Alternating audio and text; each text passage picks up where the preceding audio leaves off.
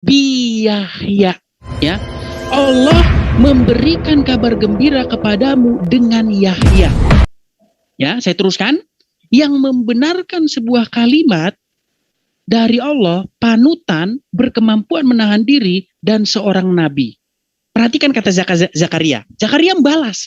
Zakaria membalas perkataan itu. Nah, ini yang saya bilang, ini yang membuat saya pusing, ya, yang membuat saya nggak paham. Zakaria ngomong gini, ya Tuhanku, ya, Kola, ya, berkata Zakaria, ya, Kola berkata, Robbi ana yakunu li gulamu, ya, artinya tuh begini, ya Tuhanku, bagaimana aku mendapatkan anak? Sekarang saya tanya sama Anda, dari mana Zakaria di sini tahu bahwa Yahya itu anak dia? Siapa yang ngomong kalau Yahya itu anak dia? Karena dikatakan begini loh, saya gembirakan kamu dengan Yahya. Ingat, Yahya di sini belum ada loh. Yahya belum ada di kolong langit, belum ada. Dia belum ada, belum dikenal, ya, belum lahir, ya, belum ada, nggak ada Yahya itu. Pertanyaannya, dari mana Zakaria tahu Yahya ini anak dia? Saya itu sama seperti ini loh. Kalau Anda sulit memahaminya, saya bilang gini sama Anda. Wahai Don, ya, wahai Don, saya gembirakan kamu dengan dangguru. Nggak usah dangguru, karena udah disebutkan tadi. Gini aja, saya gembirakan kamu dengan lungkang. Saya gembirakan kamu dengan lungkang. Coba saya tanya Anda, siapa lungkang itu? Seharusnya Anda nggak tahu lungkang itu siapa. Seharusnya loh, kalau kita mau kita secara logis, seharusnya Anda nggak tahu. Karena lungkang belum ada, belum lahir. Apalagi Anda ngomong, bagaimana mungkin saya punya anak? Loh, siapa yang ngomong kalau kamu punya anak? Saya cuma ngomong, saya gembirakan kamu dengan lungkang. Lungkang itu siapa seharusnya? Kalau ini di diskusi yang normal, harusnya Anda bilang gini, maaf, lungkang siapa ya? Saya digembirakan dengan lungkang itu maksudnya gimana? Maksudnya gimana kok saya bisa digembirakan dengan lungkang? Itu kalau diskusi yang masuk akal. Makanya saya mengajak kamu untuk merekonstruksi kisah ini. Ya, seibarat kata ini kalau kita filmkan, kita buat satu kronologis, kita film, kita reka adegan. Apakah ini menjadi satu diskusi atau satu komunikasi yang masuk akal? Coba Anda bandingkan itu dengan dalam Bible, ya, jelas di dalam Bible itu dikatakan, wahai Zakaria, jangan takut ya Zakaria, sesungguhnya doamu telah dikabulkan dan sesungguhnya Elisabeth istrimu akan mengandung dan akan melahirkan seorang anak laki-laki bagimu dan engkau akan menamai dia Yohanes. Dia akan menjadi besar dan akan bla bla bla. Dia akan berjalan. Dia akan berjalan mendahului Tuhan. Perhatikan kata-kata dia akan berjalan mendahului Tuhan ini dengan kata-kata ini di dalam Quran ini, ya. Membenarkan kalimat darinya. Di sini kalau Anda di dalam Quran saya ada keterangan merah 118, maksudnya membenarkan kedatangan Nabi Isa. Ya, keterangannya di sini. Ya. Itu kalau di dalam Bible itu bunyinya gini, dia akan berjalan mendahului Tuhan. Karena dia itu mempersiapkan jalan bagi Yesus. Ya. Jadi maksud saya gini loh Don, ya. Cobalah ini kita rekonstruksi, kita buat reka adegan. Nah, sehingga kamu bisa membuat satu kriteria-kriteria apakah yang di dalam Quran ini conversation yang sungguh-sungguh terjadi. Apakah yang di dalam, halo, suara saya terdengar? Terdengar. Oke. Ya, sudah. Apakah yang di dalam Quran ini yang terdengar? Begitu dari saya. Ya.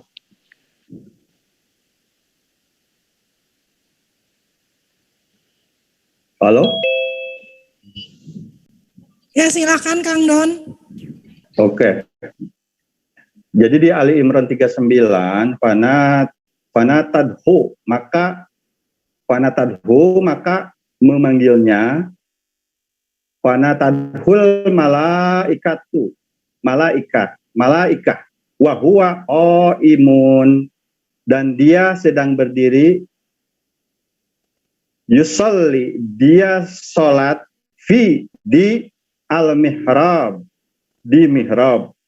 Annallah, sesungguhnya Allah yubassiruka, menyampaikan kabar gembira kepadamu biyahya, dengan Yahya, Musaddiqo, membenarkan, bikalimati, dengan kalimat, bikalimatim minallah, dengan kalimat dari Allah, wasayyidan, dan menjadi ketua, wahasura, dan menahan diri, wanabiyya, dan seorang nabi, dari minas salihin, dari orang-orang yang soleh. Jadi dengan Yahya. Ya, iya. Ya, oke. Bagaimana itu dipahami Lalu oleh malaikat Zakaria? memanggilkan, kalau saya sudah confirm Bang dari awal, karena Al-Quran itu bukan. Oke, gini aja pertanyaan. Apakah Yahya di situ kenal? Oke, apakah Zakaria di situ kenal Yahya? Zakaria di situ kenal Yahya enggak? Nah, ini balik lagi. Nanti saya terangkan ya, begitu. Ini sangat confirm ketika dari mana malaikat datang kepada Zakaria. Yahya belum ada loh. Yahya belum ada, belum lahir. Dari mana Zakaria kenal Yahya? Yahya itu siapa? Yahya Kan dikatakan, diterangkan begini. Gitu. Enggak diterangkan loh. Dikatakan gini. Saya gembirakan kamu dengan Yahya. Ya kan? Kata-katanya kan begitu. Pertanyaannya, Zakaria di sini pada saat itu dia tahu nggak Yahya itu orang? Santai aja. Udah ada di dunia apa atau belum? Saya terangkan aja. Silakan. Jadi malaikat memanggilnya ketika dia berdiri melaksanakan sholat di mihrab. Allah menyampaikan kabar gembira. Apa yang disampaikan oleh malaikat? Kabar gembira dari siapa? Dari Allah. Kan begitu. Kepadamu, kepada siapa? Zakaria. Dengan Yahya, dengan kelahiran putranya Yahya yang membenarkan kalimat dari Allah. Berarti sebagai istilahnya seorang nabi, menjadi anutan, menahan diri. Jadi seorang Yahya itu dikenal sebagai panutan, seorang yang bersabar, menahan diri dari hawa nafsu, dan dia akan menjadi seorang nabi di antara orang-orang soleh. Apakah Zakaria kenal Yahya itu? Ini kalimat yang sangat confirm ketika saya menyatakan Al-Quran. Dari mana Zakaria tahu kalau Yahya itu anaknya? Nah, ini sebetulnya indikasi Bang Edis itu mirip sekali dengan sifat-sifat perilaku bangsa Bani Yahudi di masa Musa, Bang. Mereka selalu bertanya, berselisih tentang apa yang diterangkan kepada mereka. Sudah ada dalam Injil, sepertinya. Karena kisah ini saya kasih contoh ya. Dalam Quran surat Al-Baqarah, dan ingatlah ketika Musa berkata kepada kaumnya, sesungguhnya Allah menyuruh kamu menyembelih seekor sapi betina. Mereka berkata, apakah kamu hendak menjadikan kami buah ejekan? Musa menjawab, aku berlindung kepada Allah agar tidak menjadi salah satu dari orang-orang yang jahil. Lalu bertanya lagi, mereka menjawab, mohonkanlah kepada Tuhan kami agar kami menerangkan kepada kami. Nah, ini meminta keterangan seterang-terangnya, sejelas-jelasnya. Sapi betina, apakah itu? Musa menjawab, sebentar saya menerangkan ya. Sesungguhnya Allah berfirman bahwa sapi betina itu adalah sapi betina yang tidak tua dan tidak muda pertengahan di antara itu. Maka kerjakanlah apa yang diperintahkan kepadamu. Tetapi bertanya lagi, orang-orang Yahudi itu, Bani Israel itu, mereka berkata, mohonkanlah kepada Tuhanmu agar agar dia menerangkan kepada kami apa warnanya. Musa menjawab, sesungguhnya Allah berfirman bahwa sapi betina itu adalah sapi betina yang kuning tua, warnanya lagi menyenangkan orang-orang yang memandangnya. Tidak selesai sampai situ, mohonkanlah kepada Tuhanmu agar dia menerangkan kepada kami bagaimana hakikat sapi betina itu. Mirip, Bang. Jadi istilahnya pertanyaan-pertanyaan model Bang Edis itu ada bedanya, Bang. Udah diterangkan dalam Al-Quran dan itu menjadi hikmah bagi kita. Bentar. Kita itu gini, Bang. Bedanya gini, sangat Bang. Fix dan clear. Tapi masalahnya didikte oleh wahyu Allah, tidak mendikte wahyu Allah. Kisah Zakaria yang di Quran ini, masalahnya Injil yang sudah ada diterangkan dalam Al-Quran. Yang 700 sebelumnya itu sudah menjelaskan juga, Bang. Masalahnya di sini. Menjelaskan hikmah. Apa yang lebih penting dari keterangan bahwa di dalam Injil kan itu sudah diceritakan Tuhan, mendapatkan anak yang akan bernama Yahya dan dia akan menjadi seorang nabi yang soleh dan menjadi panutan begitu. Bahwa apa malaikat yang lebih datang penting kepada dari Zakaria informasi seperti itu, dan itu adalah hikmah. Panjang lebar. Nah, datang Quran yang 700 tahun kemudian datang menceritakan kisah yang mirip. Nah, permasalahannya Al-Quran menceritakan sesuatu. Gini bang, pertanyaannya, apakah Zakaria dalam Quran itu pernah dengar kisah Zakaria yang dalam Injil, bang? Halo bang? Udah. Apakah Zakaria yang dalam Quran pernah dengar kisah Zakaria yang dalam Injil? Sudah saya katakan, udah ya. Sudah saya katakan, Al-Quran itu sangat confirm dari surat Al-Fatihah sampai An-Nas itu ada wahyu Allah. Dan 5 kriteria ini tidak ada menyatakan bahwa Al-Quran sesungguhnya akan menerangkan sejelas-jelasnya biografi siapakah Yahya, siapakah Zakaria, begitu. Dan bagaimana itu pensisilahannya seperti apa? Tidak. Kita akan mendapatkan satu hikmah tentang pelajaran orang-orang nabi-nabi dan umat-umat sebelumnya itu untuk kita ambil pelajaran hikmahnya. Oh, ada zaman dulu itu ada orang yang bertanya-tanya, bertele-tele seperti itu. Nah, ini cirinya mirip sama Bang Edis gitu. Bagaimana mungkin Bang Zakaria yang di Quran ini kenal Yahya, sementara Yahya itu belum ada loh Bang, belum lahir. Ya kan itu diterangkannya oleh malaikat. Dan itu adalah wahyu Allah. Bagaimana bisa? Dari mana dia tahu kalau itu anak dia? Sekarang dicari saja. Ya bang. Apakah Zakaria? Ini bang, dari mana Zakaria tahu bahwa Yahya itu anaknya? Dari mana? Bentar, apakah Zakaria itu berbantah-bantahan? Tidak juga dalam Al-Quran, dalam Bible pun tidak. Itu bang Don, abangku Don yang sangat saya hormati. Gini bang ya, Zakaria itu kan mendengar bahwa dia akan digembirakan dengan Yahya, ya kan? Halo? Iya. Digembirakan dengan Yahya. Pertanyaannya, ya pada saat dia ngomong gitu, Yahya itu udah ada belum di bawah kolong langit? Kan baru kabar, Bang. Iya, oke. Pertanyaannya, nah justru itu. Dari mana Zakaria tahu kalau Yahya itu anak dia? Padahal nggak dia omong bahwa dia itu akan melahirkan loh, akan mengandung punya anak Yahya, nggak ada. Coba tunjukin sama saya Bang, di mana ada kalimat bahwa engkau akan punya anak bernama Yahya, di mana? Ya ini kan abang saya kira benar. Saya bacakan Bang ya. Al-Quran begitu loh. Saya bacakan. Kan saya sudah sangat jelas dan confirm. Menyampaikan kabar gembira kepadamu dengan Yahya yang membenarkan sebuah kalimat dari Allah, panutan, berkemampuan menahan diri, dan seorang nabi di antara orang-orang soleh. Pertanyaannya, dari mana Zakaria tahu bahwa Yahya yang diomongin diceritain ini tadi itu anak dia?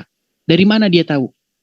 Padahal nggak pernah diomong sama dia bahwa itu anak dia. Coba Bang, tunjukkan kalimat bahwa malaikat ngomong kalau Yahya itu anak dia. Tunjukkan di mana? Begini Bang, kan kalau saya cari pun dan saya coba jawab pertanyaan abang sejelas-jelasnya begitu loh. Itu kan tidak membantu sedikit pun ketika saya tetap mengimani Al-Quran itu selesai. Tetapi saya sudah menjelaskan sejak awal Al-Quran itu petunjuk hudalinnas begitu loh, untuk seluruh manusia justru, dan petunjuk untuk sesuatu hal-hal yang gaib. Ini ada cerita diceritakan oleh Ali Imran 39 bahwa Zakaria itu akan mendapatkan seorang anak melalui kabar gembira yang disampaikan oleh seorang malaikat, dan itu adalah wahyu Allah. Itu clear gitu loh. Gimana kalimatnya bahwa dia akan dapat anak? Gimana? Bang Edi suaranya kecil. Tunjukkan kepada saya bahwa Zakaria di situ disebutkan akan punya anak bernama Yahya. Di mana? Ya ini di Ali Imran 39 ini Bang. Saya bacakan ya Bang, saya bacakan. Kemudian malaikat tadi saya juga bacakan. Saya sudah bacakan Bang. Ya, oke, di mana kalimat mana Bang bahwa dia punya anak? Anallahu yubassiruka bi Yahya. Oke. Menggembirakan. Sesungguhnya Allah menyampaikan kepada kabar gembira kepadamu. Yahya, Bang. Yubasiruka. Oke, Ka'anta. Menggembirakan ya kan? Itu apa punya? Biyah ya. Bang, menggembirakan itu banyak loh Bang. Menggembirakan itu banyak. Coba Bang, kalau saya bilang gini, Don, akan saya gembirakan kamu, apa artinya Abang akan punya anak? Kalau saya bilang gini, Don, saya akan gembirakan kamu, apakah artinya itu akan punya anak? Ya udah, saya terangkan nih Bang ya. Saya terangkan nih. Bisa aja Bang saya kasih Fortuner, baru itu artinya menggembirakan. Bisa aja Bang saya kasih duit, itu bisa menggembirakan. Bisa aja Bang saya misalnya saya bantuin kerja, bisa itu menggembirakan. Dari mana kalau menggembirakan itu definisinya Bang?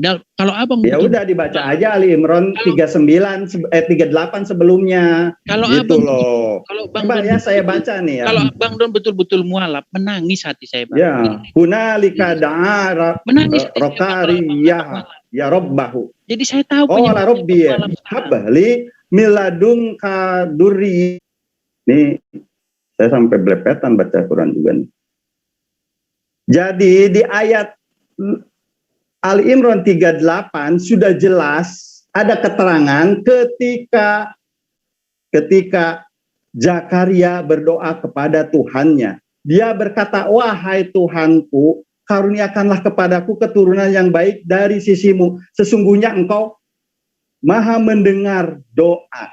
Udah jelas yang dipinta Zakaria itu siapa? Keturunan siapa? Keturunan yang baik dari siapa? Dari Allah, begitu loh. Yang berasal, yang diberikan oleh Allah.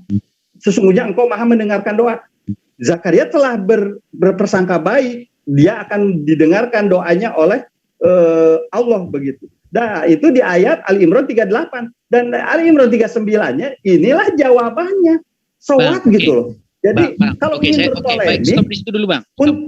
Apanya nih, gitu loh. Harus clear apanya nih. Ingin harus ada kelahiran apa seperti apa. Ini sudah jelas begitu loh. Dua ayat pun sudah bisa saling menjawab. Ali Imran 38 menjawab, dijawab Ali Imran 39. Begitu. Oke, gantian saya ya. Ini coba dibaca ayat Ali Imran 38 coba Bang Edis. Bukan sampai 38. Kita kan diskusi santai ya. Oke, betul Bang, santai kok kita. Coba dibaca ayat Ali Imran 38 nih coba. Gantian saya dulu Bang. Ini Bang ya, saya bilang dari hati saya yang paling dalam. Kalau memang Bang Don seorang Kristen, kemudian menjadi mualaf, menjadi Islam, saya miris ya Bang ya, menangis hati. Ya. Kenapa? Ya, karena gini Bang ya, saya jadi paham kenapa Abang mualaf. Saya jadi paham, oh ternyata ini tuh penyebab orang mualaf itu karena pola pikirnya. Tahu bahwa Zakaria ini di dalam Al-Quran itu sudah berusia tua. Ya, dikatakan dia usia sudah berlanjut, bahkan sudah beruban. Saya mau tanya sama Abang secara logis Bang. Apakah Zakaria baru pertama kali meminta anak ini? Atau memang sudah dari sejak zaman pernikahan dahulunya? Karena gini Bang, orang kalau nikah, kalau 5 tahun gak punya anak, saya rasa sudah mulai dari situ dia sudah berdoa terus punya anak. Tapi ini sudah sampai beruban Bang. Berarti, oke saya tanya sama Bang, Abang setuju nggak bahwa Zakaria doa minta anak ini sudah sejak dulu, bukan pada saat ini saja? Saya tanya dulu. Setuju. Baik, sampai di situ. Kalau Abang baca di dalam Ali Imran, ya, di dalam Maryam, ada juga kisah yang sama dengan ini. Dikatakan di situ bahwa Zakaria berkata begini, aku belum pernah kecewa dalam berdoa kepadamu. Ya, itu di dalam, saya bacakan saja ayatnya ya. Itu di dalam surat Maryam. Itu sama saja Bang, membahas bagian yang sama. Maryam berapa? Maryam 7, ayat 7. Ya, Maryam ayat 6. Ya, Maryam ayat 6. Maryam, saya bacakan ya, Maryam ayat 4. Ya, Maryam. Ya Tuhanku. Ya Tuhanku, sungguh tulangku lemah dan kepalaku telah dipenuhi uban. Perhatikan kata-kata ini. Aku belum pernah kecewa dalam berdoa kepadamu. Perhatikan kata-kata ini.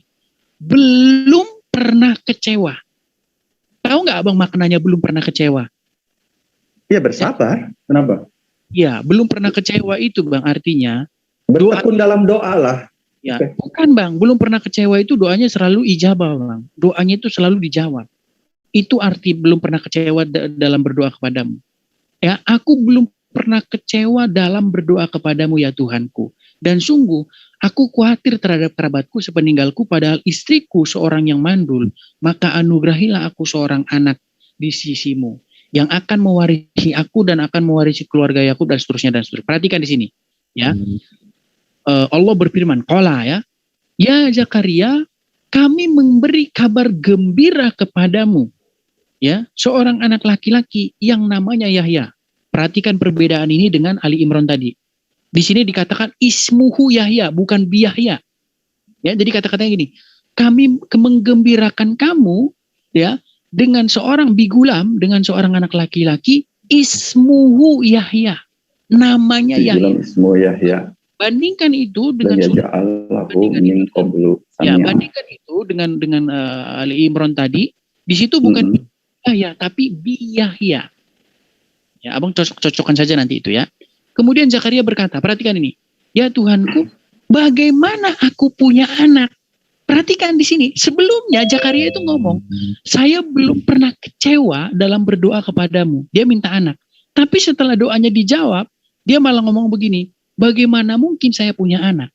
Coba bang, apakah iman Zakaria yang tadinya belum kering mungkin bibirnya mengatakan bahwa dia belum pernah kecewa berdoa kepada Tuhannya. Tapi setelah doanya dijawab, dia malah ngomong gini, bagaimana mungkin aku punya anak?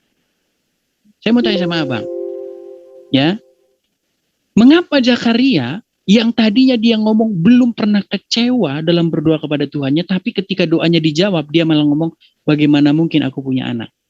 Kita kembali lagi ke sini bang, ya, kita kembali lagi ke sini.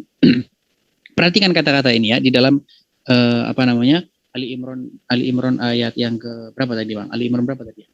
Ali Imran, aduh, ukuran saya. Bang Edis kecil. Ali Imran 39. Bang Edis Ali Imran 39. Oke ya, Ali Imran 39 ya. Perhatikan di sini. Kemudian para malaikat memanggilnya ketika ia berdiri di dalam mihrab, ya ketika sholat di mihrab. Perhatikan ini. Allah menyampaikan kabar gembira kepada. Coba bang, abang perhatikan loh kalimat ini bang. Apakah kalimat ini apa bang Don lebih percaya percakapan yang ada di Quran ini ketimbang yang di dalam Injil yang mengatakan begini? Perhatikan kata-kata dalam Injil. Jangan takut wahai Zakaria, doamu telah dikabulkan dan sesungguhnya Elisabeth istrimu akan mengandung dan akan melahirkan seorang anak laki-laki bagimu dan engkau akan menamai dia Yohanes. Bandingkan itu dengan ini bang. Wahai Zakaria, saya gembirakan kamu dengan Yahya yang akan membenarkan ini. Coba bang, kira-kira abang berpikir secara logis lah. Mana bang dialog yang silakan bang. Oke. Kalau saya sudah confirm Bang Edisya, bahwa Al-Quran itu, balik lagi ya, kenapa Al-Quran itu adalah satu hikmah. Dan dalam keterangannya pun itu sebagai petunjuk untuk kita tuh punya ibrah apa begitu loh ketika kita membaca satu keterangan dalam kitab suci. Nah kan Ali Imran 38 dijawab oleh Ali Imran 39 itu sudah cukup ketika ada keterangan Zakaria alaihissalam akan mendapatkan seorang anak yang bernama Yahya dan dia akan menjadi seorang nabi yang soleh lagi. Apakah itu tidak menjadi kabar gembira begitu? Nah, ketika ada keterangan yang lainnya, bagaimana aku akan mendapatkan seorang anak? Ya itu secara manusiawi. Ketika Sarah pun akan mendapatkan anak. Bukan bang, yang saya tanyakan bukan itu. Yang saya tanyakan begini loh bang. Logika begitu. Sebuah percakapan itu loh yang saya tanyakan sama bang itu. Logika sebuah percakapan. Apakah percakapan yang terjadi itu yang di dalam Quran atau yang dalam Injil? Quran kalau jelas. Coba saya perbandingkan dengan begini ya. Ketika saya dulu mengimani Kristenan bahwa Yesus itu mukjizatnya menghidupkan orang mati. Dan apa yang saya dapatkan dalam keterangan Bible sendiri begitu, dia berdoa, ya kan? Di mana ya? Di Yohanes 11. Bang Edis. Berkata, ya. Bapak. Kang Don, maaf saya potong Kang Don. Iya. Gimana? Kang Don. Iya, gimana? Maaf saya potong. Ini Bang Edis, tolong kembali ke tema ya Bang Edis. Jangan membahas topik Quran gitu. Jadi ini temanya makanya saya imbangi jadi. Iya. Ya ini kita kembali ke perjanjian baru. Sebentar, saya bacakan. Ini bagian saya ya. Oke, kita ini dalam perjanjian baru saya bacakan, Bang. Ini kita bahas PB kan? Ya. Iya, sebentar ya. Saya baca ini isi PB nih. Ini saya baca isi PB nih. Dalam Lukas, ya di dalam Lukas pasal yang pertama ayat yang ke-5. Halo? Sebentar. Kedengaran, Bang? Ini kan bagian saya. Saya kan akan menjawab. Oke, ya. Sebentar Bang, sebelum Abang menjawab, saya baca. Bang, sebelum Abang menjawab, saya bacakan dulu ya. Menit ya. Perhatikan ini. Oke. Maka tampaklah ya Lukas 1 pasal 1 ayat 11. Maka tampaklah kepada Zakaria seorang malaikat Tuhan berdiri di sebelah kanan mezbah pembakaran ukupan. Melihat hal itu, ia terkejut dan menjadi takut. Tetapi malaikat itu berkata kepadanya, "Jangan takut hai Zakaria, sebab doamu telah dikabulkan dan Elisabet, istrimu, akan melahirkan seorang anak laki-laki bagimu dan haruslah engkau menamai dia Yohanes. Engkau akan bersukacita dan bergembira dan bahkan banyak orang akan bersukacita atas kelahirannya itu. Ia akan menjadi besar di hadapan Tuhan dan ia tidak akan minum anggur, tidak akan minuman keras dan dia akan penuh dengan Roh Kudus mulai dari rahim ibunya dan seterusnya. Nah, sekarang Bang, itu kan percakapan yang ada di dalam Injil. Nah, di dalam Quran percakapannya bukan Zakaria doamu telah dikabulkan dan Elisabet istrimu akan mengandung dan melahirkan anak laki-laki bagimu. Enggak gitu. Percakapan dalam Quran enggak gitu. Tapi dalam Quran jadi konklusinya apa, Bang? Konklusinya itu aneh gitu. Oke. Konklusinya begini, saya enggak berani bilang Quran aneh. Nanti besok saya ditangkap polisi. Saya bilang gini, ya. Apakah Zakaria yang di dalam Al-Quran pernah mendengar kisah Zakaria yang dalam Injil, Bang? Kenapa? Karena Zakaria yang dalam Quran ini, dia seolah-olah dia tahu bahwa Yahya itu anaknya. Padahal kalau kita baca di dalam Ali Imran 39, nggak ada Bang di sini dikatakan bahwa Zakaria itu anaknya dia. Dikatakan begini, saya gembirakan kamu dengan Yahya. Nah pertanyaannya dari mana Zakaria yang di Quran ini tahu kalau Yahya itu anak dia? Padahal Yahya itu belum lahir dan seharusnya Yahya. Karena kan Yahya belum lahir. Dari mana dia tahu kalau Yahya ini yang diomongin ini adalah anak dia? Padahal nggak diomongin. Oke. Nah, gitu loh. Ya, kesimpulannya aneh aja begitu kan. Nangkep nggak sih? Oke. Apakah percakapan apakah ini percakapan yang masuk akal gitu loh? Oh, percakapannya nggak masuk akal berarti. Boleh. Saya nggak menyimpulkan, saya bertanya. Apakah ini percakapan yang logis gitu loh? Iya. Ya, saya akan jawab pakai ayat aja ya di surat Yunus ayat 37 sudah jelas begitu. Dan tidak mungkin Al-Quran ini dibuat-buat selain Allah. Tetapi Al-Quran membenarkan kitab-kitab sebelumnya dan menjelaskan hukum-hukum. Nah, yang telah ditetapkannya. Tidak ada keraguan di dalamnya. Apa yang diturunkan dari Tuhan seluruh alam. Nah, itu jawabannya. Artinya, apa yang diterangkan oleh Al-Quran balik lagi. Gitu kan, itu hukum-hukum tentang sejarah-sejarah umat-umat sebelumnya dan hikmahnya seperti apa, petunjuknya bagaimana ketika kita mengimaninya, itu sudah clear begitu. Nah, saya akan mengimbangi tema saja karena ini temanya adalah perjanjian baru, apakah itu firman Tuhan, autentifikasinya kan seperti itu. Nah, Abang gantian nih, saya akan membacakan doa ketika Yesus membangkitkan Lazarus di Yohanes 11 ayat berapa ya? Ayat 20 ayat 41. Maka mereka mengangkat batu itu, lalu Yesus menengadah ke atas dan berkata, Bapa, aku mengucap syukur kepada Kau telah mendengarkan aku. Ayat 42-nya, aku tahu bahwa Engkau selalu mendengarkan aku. Tetapi oleh karena banyak orang yang berdiri di mengelilingi aku mengatakannya supaya mereka percaya bahwa engkaulah yang telah mengutus aku. Nanti di ayat selanjutnya, Lazarus marilah keluar dan bangkitlah Lazarus, begitu.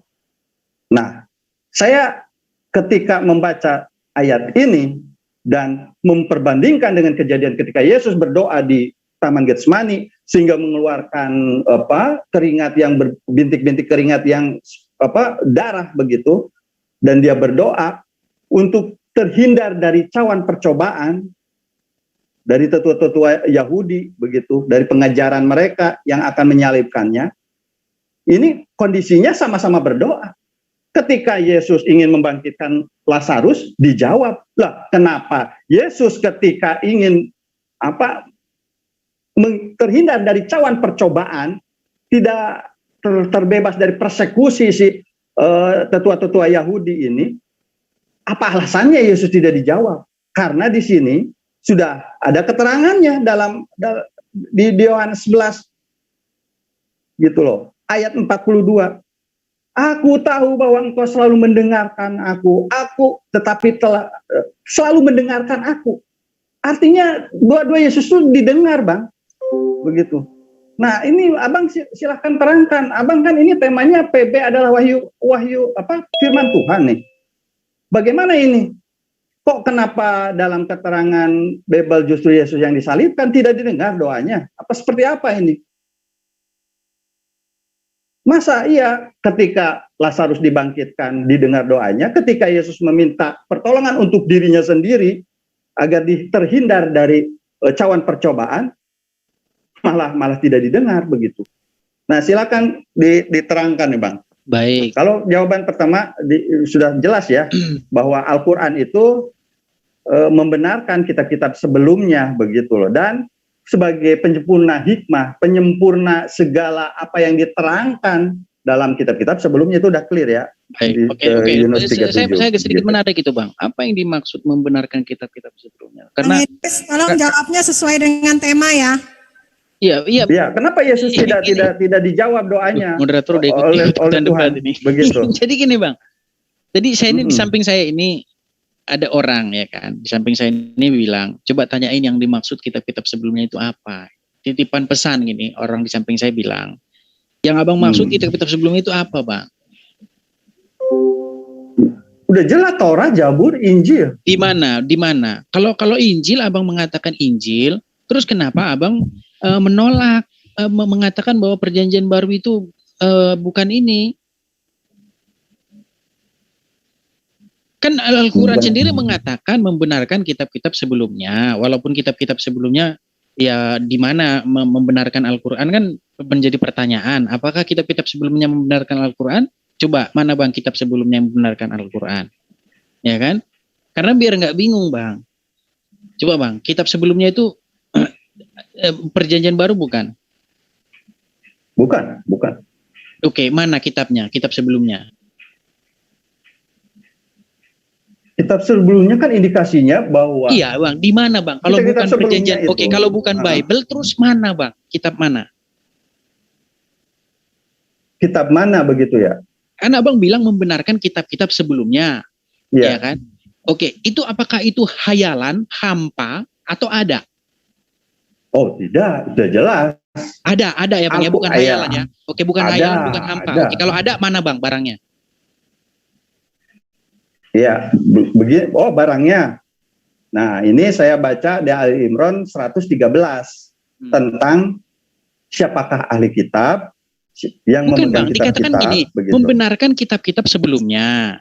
Tadi Abang saya tanya, apakah frase kitab-kitab sebelumnya ini hayalan, hampa, ketiadaan, atau fakta? Abang bilang ada fakta. Nah, kalau ada, apakah bukan PB, bukan Bible? Abang bilang bukan. Terus apa, Bang? Kitab apa? Mana wujudnya kalau memang itu bukan hampa?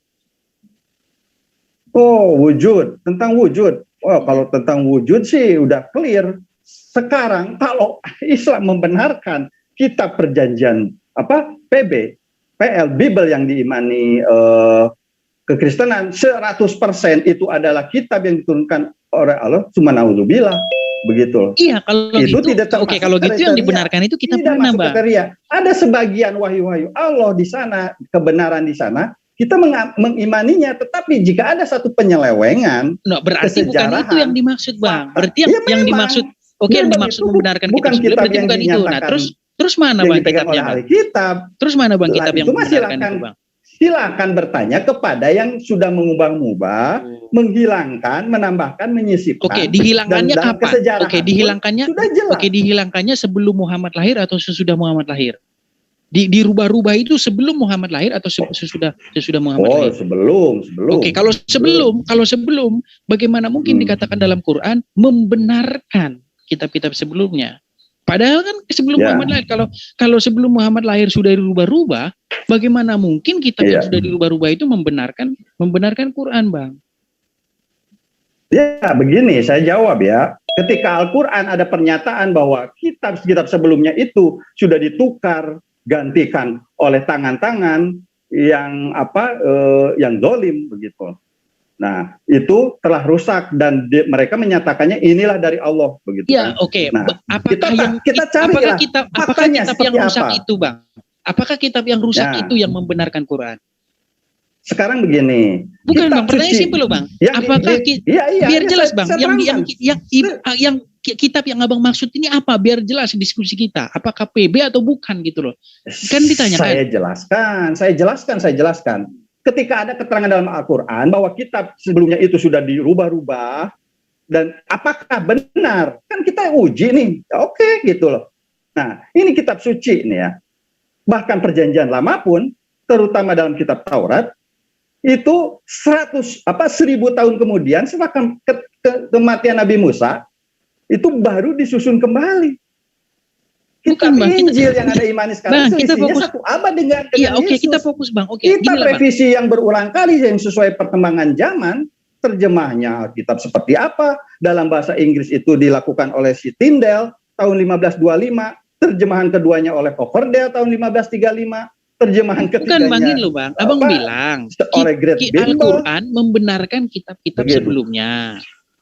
Bahkan versi King James pun mempertanyakan kesalahan geografis, penyelewengan kesejarahan, kesalahan-kesalahan fakta. Ini versi King James loh. Bang Don, tahan diri dulu, Bang. Dia menunjuk Pak Sarjana memperbaiki kesalahan yang terdapat dalam Alkitab yang dikumpulkan oleh para uskup Katolik. Bang, kita fokus dulu. Itu terjemahan. Bang, yang Abang bilang itu semua terjemahan. Jangan bahas terjemahan, Bang. Kita bahas teks aslinya, ya. Nah, Abang bilang bahwa Quran itu membenarkan kitab-kitab sebelumnya. Apakah kitab-kitab sebelumnya itu PB? Abang bilang bukan. Bukan. Oke, terus mana, Bang, kitab-kitab sebelumnya itu? Apakah itu angan-angan belaka atau memang fakta? Kalau fakta, barangnya mana, Bang, kitab-kitab sebelumnya itu? Karena Al-Quran, itu Al-Quran itu kan salah satu nama dari kitab suci. Bukan, karena kitab-kitab sebelumnya loh, Bang. Bang, perhatikan, itu adalah perhatikan frase sebelumnya, Bang. Kabar baik itu Al-Quran, sebelumnya. Nah, ini Bang Edi. Ini abang nggak paham. Kitab-kitab sebelumnya itu yang dimaksud tuh kitab sebelum Quran, Bang. Bukan Sekarang Quran. Saya tanya, nama selain Al-Quran yang Anda pahami ketika Anda mengklaim Anda paham Al-Quran itu apa aja? Boleh di list. Nanti panjang lebar, Bang. Quran itu sendiri menurut ulama, ulama sendiri berdebat loh, Bang, tentang arti Quran itu. Ada banyak pendapat loh. Bang Edis, sesuai ayat. Nah, tolong dijawab dulu. Al-Huda. Pertanyaannya Kang Don dijawab dulu. Jadi jangan melebar. Iya, ini. Iya, saya tuh ngikutin Anda loh, karena jangan menyimpang dari tema gitu loh.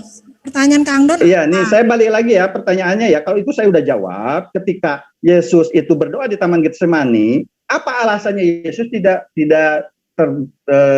terbebas dari percobaan, cawan percobaan? Sementara ketika Yesus membangkitkan Lazarus, dia didengar doanya. Itu gimana itu, Bang?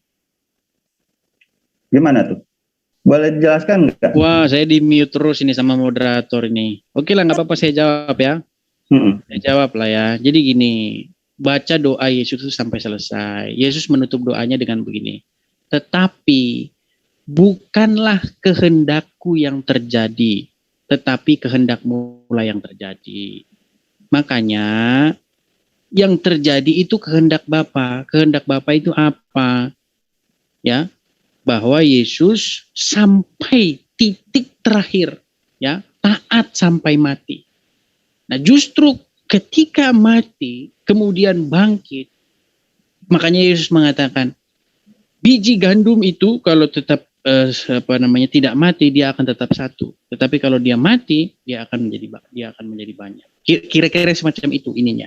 Jadi gini Bang ya, Abang kalau baca Bible mohonlah jangan separuh-separuh. Saya itu sebenarnya gini Bang, dari hati saya yang paling dalam saya itu sedih sama Abang itu jadi mualaf. Kalau memang mantan Kristen sebelumnya, saya itu belum menemukan alasan mendasar kenapa Bang Doni itu mualaf gitu. Alasannya itu apa? Mungkin itu kita bisa diskusikan di Bang Edis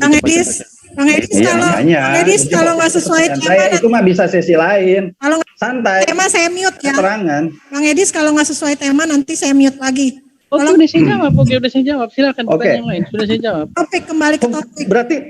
Berarti konklusinya, kesimpulannya Yesus tidak dijawab doanya ketika di Taman Getsemani. Bukan sudah dijawab, kan sudah dikatakan, bukan kehendakku yang terjadi tetapi kehendakmu. Iya, kehendak Yesus sampai berdoa dekat ketakutan, gini bang, sampai mengeluarkan titik darah itu. Gini bang, itu indikasinya Yesus ingin disalib, apa ingin terbebas dari cawan percobaan? Kita pakai logika yang paling pendek aja sebetulnya, Bang. Yesus ingin kehendak Bapa yang terjadi.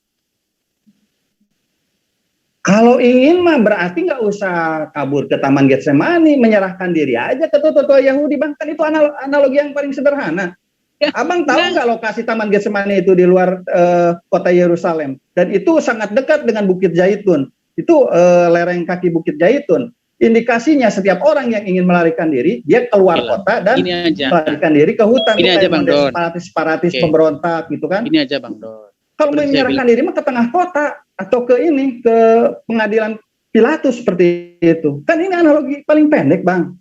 Ya kan? Makanya Abang Don tidak membaca cerita atau kisah itu secara utuh.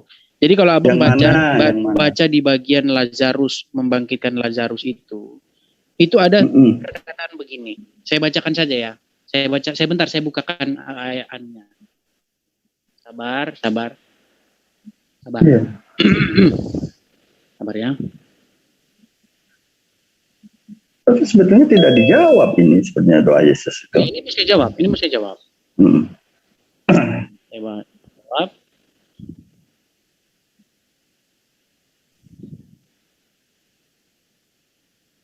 Ini di live chat banyak yang komen, Bang Edis katanya lari-lari dari tema. Tolong sesuai dengan tema ya. Oke, saya bacakan ya. Jadi saya ngikutin. Saya bacakan. Pertanyaan Bang Edis mulu. Pasal 11. Oke, saya bacakan. Yohanes pasal 11 ayat 8. Saya baca. Yohanes pasal 11 ayat 8. Perhatikan ya. Nih. Murid-murid itu berkata kepadanya, Rabi. Oh, ini saya bacakan dari awal saja ya. Saya bacakan ini. Namun setelah didengarnya bahwa Lazarus sakit, ia sengaja tinggal 2 hari lagi di tempat di mana ia berada. Tetapi sesudah itu ia berkata kepada murid-muridnya, perhatikan ini Bang, marilah kita kembali lagi ke Yudea. Perhatikan ini.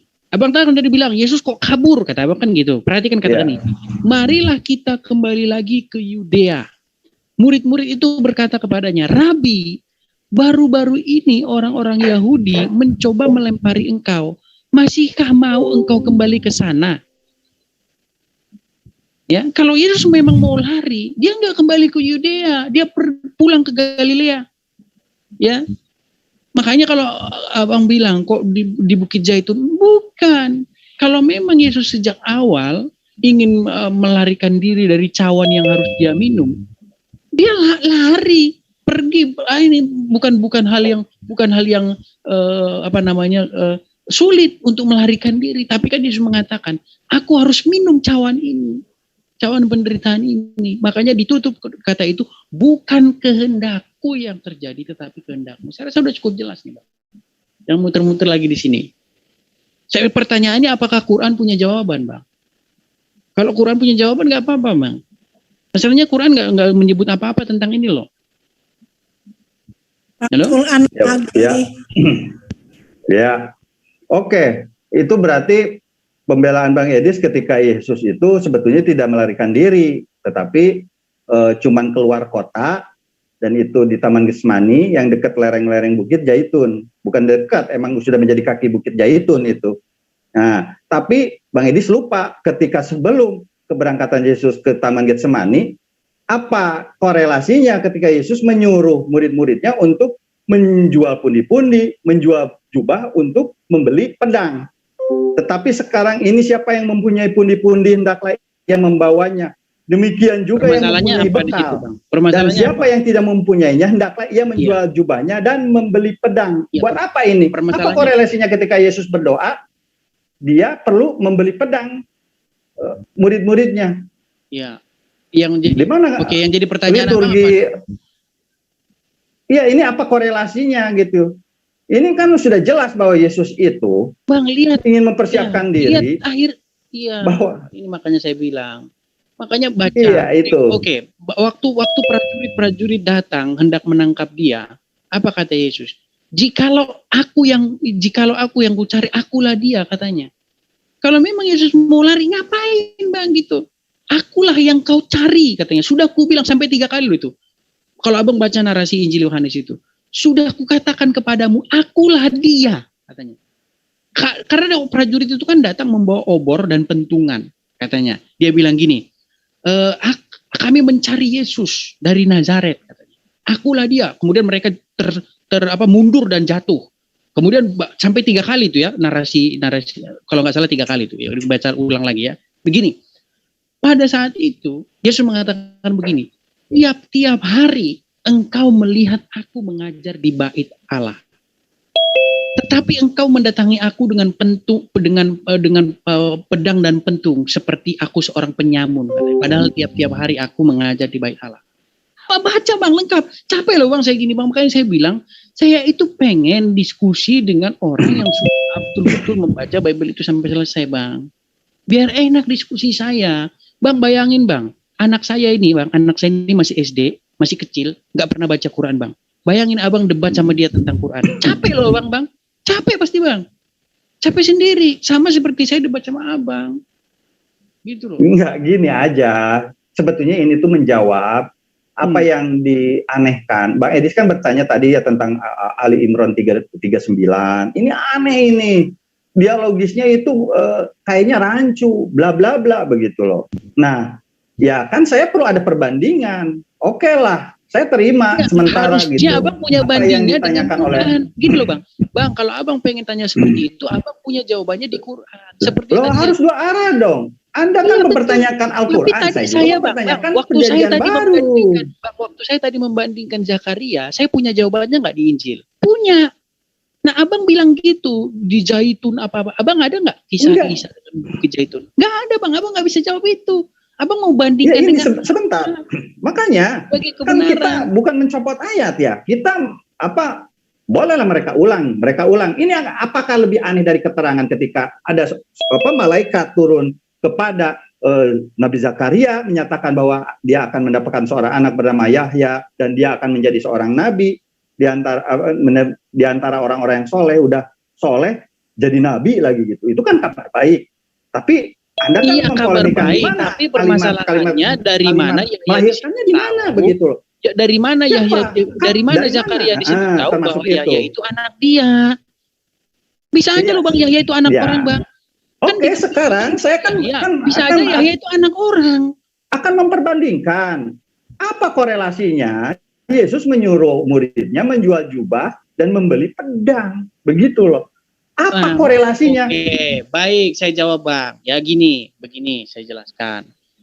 Situasi pada saat itu genting. Yesus mengatakan, apakah selama ini aku kekurangan? Apakah selama ini aku mengutus engkau bla bla bla merasa kekurangan? Tidak. Maka sekarang barang siapa yang punya ini hendaklah mereka menukarkannya dengan pedang. Itu karena situasi pada saat itu genting. Tapi sekalipun begitu, kalau Abang ingat waktu si Malkus ya, hamba imam dipotong telinganya. Telinganya apa kata Yesus? Sarungkan pedangmu itu. Barang siapa yang hidup dengan pedang maka apa? Gimana itu tulisan saya kurang ini. Barang siapa yang bisa menghakimi, dia akan dihakimi, begitu kan? Bukan seperti itu, Barang siapa yang membunuh dengan pedang akan terbunuh oleh pedang. Kurang ini kita baca lagi nih. Maksudnya gini, di situ ya, walaupun dikatakan di situ membeli pedang, tapi ketika pedang itu digunakan, ya ada satu narasi di sini bahwa Yesus sangat-sangat menolak kekerasan itu. Ya, dikatakan di situ sarungkan pedangmu. Katakan seperti, bukankah aku harus minum cawan yang diberikan Bapakku kepada? Jadi nggak ada abang yang aneh. Masalahnya abang itu tidak mau membaca Bible itu dari A sampai Z. Sementara saya sudah baca Quran dari A sampai Z. Itu loh. Bahkan sudah saya katakan berkali-kali, di bawah kolong langit ini saya belum pernah ketemu seorang muslim pun yang lebih dalam mendalami Al-Quran daripada saya. Yang lebih rajin baca Quran. Silakan. Tapi itu kan klaim Anda, begitu ya. Klaim Anda itu. Kita sudah masuk sesi. Saya kan nggak bisa maksa Anda harus begini dan begitu. Tapi saya tutup dulu channel saya. Saya tutup di channel saya karena sudah nanti kita masuk sesi tanya jawab. Silakan. Iya. Jadi sebetulnya begini, ketika kita mendapatkan tema apakah perjanjian baru itu adalah firman Tuhan, saya sebetulnya ingin mengerucut ke sana. Tetapi Bang Edis terlalu banyak mempertanyakan apakah autentifikasi Al-Quran dan keanehan-anehan yang didapati oleh Bang Edis itu bisa dinyatakan adalah apakah Al-Quran itu masih pantas disebut kitab suci. Saya sudah menjawabnya. Al-Quran itu tidak semata-mata biografi para nabi, selengkap-lengkapnya apa yang diharapkan kita ada dari sana. Justru kita yang harus terdikte oleh wahyu Allah. Kenapa? Hikmah dalam perjalanan kaum-kaum sebelumnya, bangsa Yahudi, bangsa Israel, telah bersungut-sungut, telah tegak tengkuk, membunuh para nabi, dan mempertanyakan apa yang diperintahkan oleh Tuhan melalui Musa. Itu hikmah bagi kita. Bang Don. Oh, iya Bang. Bang Don, perjanjian baru itu jangankan firman Tuhan, perkataan Yesus aja bukan. Nah, itu dia. Betul. Iya. Coba tanya. Apakah Zulkifli ingin maju menggantikan Bang Don? Oh, kau bukan lawan saya, Edis. Kau lawan dengan ayam saya, cocok. Edis, kalau anak saya ada di depan kamu yang usia 3 tahun, terus suruh kamu baca Quran, paman bacain Quran dong paman. Kamu bisa nggak baca? Nah, bisa nggak? Nggak. Jawab dulu. Belut. Bisa nggak kau jawab pertanyaan anak saya itu? Gimana? Paman. Kakek. Bisa nggak bacakan saya Al-Quran dong, surah Al-Baqarah ayat 102, bisa nggak Om? Kakek bisa nggak? Jawaban kamu apa, Des? Kenapa nggak bisa? Des? Des? Suaranya nggak kedengeran Bang Edis. Ya, jadi Bang Don, kalau kitabnya Edis itu perjanjian baru itu jangankan firman Tuhan, duduk sebagai sabda Yesus aja kagak. Itu kesimpulan dari saya. Jadi jangan mau diputar ke Al-Quran, jangan. Tetap aja ngotot di situ. Minta kapan Yesus bertemu Lukas. Mengucapkan Tepolius yang mulia. Banyak orang yang menyusun berita-berita tentang kita. Coba tanya si Edis itu, kapan Lukas bertemu Yesus? Ini berbicara mengenai sabda Yesus aja dulu. Jangan duduk sebagai firman Tuhan. Sabda Yesus. Kapan Yesus mensabdakan Lukas 1 nomor 1? Itu aja dulu, coba tanya. Kapan Bukhari ketemu Muhammad? Betul, itu dijawab dulu Bang. Saya tuh akan banyak pertanyaan sebetulnya dari tadi itu. Cuma nggak gini, apakah orang yang mengkisahkan sesuatu harus bertemu dengan dia? Bukhari nggak pernah ketemu Muhammad, tapi dia menceritakan riwayat Muhammad banyak. Muhammad bilang begini, Muhammad bilang begitu, diriwayatkan Bukhari. Anda nggak pernah saya. Metodologinya jelas. Kalau hadis, justru PB itu disetingkatkan hadis pun itu indikasinya maudu karena apa? Sanadnya tidak jelas Bang Don, siapa yang mewartakan dalam Lukas 1. Itu kita debat kusir Bang Don. Bukan debat kusir, parameter harus jelas. Kan Anda tuh memperbandingkan Al-Quran, berpertanyakan Al-Quran. Bang Don, kita ini banyak pertanyaan yang sebetulnya akan menampar Anda sendiri. Coba sekarang dijelaskan, Lukas 1 ayat 1 itu persaksian siapa, namanya siapa, begitu. Ditulis oleh siapa, Lukas bertemu dengan Yesus kapan, itu silakan diterangkan. Baik, bentar, silakan diterangkan. Silakan diterangkan. Bentar. Saya buka dulu ya. Saya ngatur ini dulu, ngatur YouTube saya dulu ya. Coba yang lain dulu nggak apa-apa. Bertanya dulu. Saya bacakan ya. Nih, Lukas 1 ayat 1. Theophilus yang mulia, banyak orang telah berusaha menyusun suatu berita tentang peristiwa-peristiwa yang telah terjadi di antara kita. Banyak orang itu jamak. Peristiwa-peristiwa itu lebih dari satu, jamak juga. Ya kan? Seperti yang disampaikan kepada kita oleh mereka, kita Theophilus dan Lukas. Siapakah Theophilus, siapakah Lukas? Nanti dijawab oleh mereka. Mereka ini siapa namanya? Dari semula sejak kapan? Adalah saksi mata. Saksi matanya siapa ini? Dan pelayan firman. Karena itu setelah nah ini kan konklusinya nih, aku menyelidiki. Berarti penyelidikan nih segala peristiwa itu berdasarkan apa? Berdasarkan balik lagi di ayat 1 di ayat 1-nya. Penyelidikan terhadap suatu berita yang disusun tentang banyak peristiwa yang telah terjadi, ya kan? Yang disampaikan oleh siapa? Mereka. Mereka ini siapa, Bos? Dari semula adalah saksi mata. Begitu. Silakan saksi mata mau saksi palsu, mau saksi itu kita di sana aja begitu loh pertanyaannya. Saya ingin confirm dulu nih Lukas 1 ayat 1 nih.